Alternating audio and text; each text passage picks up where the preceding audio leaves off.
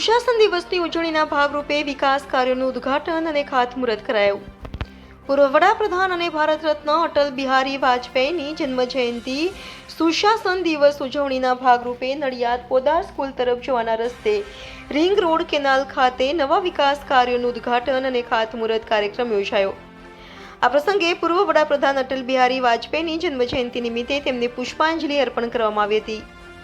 સુશાસન દિવસની ઉજવણી અંતર્ગત મુખ્યમંત્રી ભૂપેન્દ્ર પટેલ દ્વારા નડિયાદના ખેતા તળાવ ખાતે નવા સિટી સિવિક સેન્ટરનું લોકાર્પણ કરવામાં આવ્યું. સાથે જ ખેડા સાંસદ દેવુસિંહ ચૌહાણના હસ્તે અને ધારાસભ્ય પંકજભાઈ દેસાઈની ઉપસ્થિતિમાં શહેરના પશ્ચિમ વિસ્તારમાં માતર કેનાલને સમાંતર વોકવે, સાયકલ ટ્રેક અને ગાર્ડન બ્યુટિફિકેશન સહિતના ₹925 લાખના આઇકોનિક રોડ ડેવલપમેન્ટ માટે ₹109 લાખ અને ખેતા તળાવ રિનોવેશન માટે ₹76 લાખ એમ કુલ ₹1,110 લાખના કામોનું તકતી અનાવરણ કરી ખાતમુહૂર્ત કરવામાં આવ્યું હતું. આ પ્રસંગે સાંસદ દેવુસિંહ ચૌહાણે જણાવ્યું હતું કે ટેકનોલોજી અને ડેવલપમેન્ટથી નાગરિકો માટેની સેવાઓ ઝડપી અને પારદર્શક બની છે.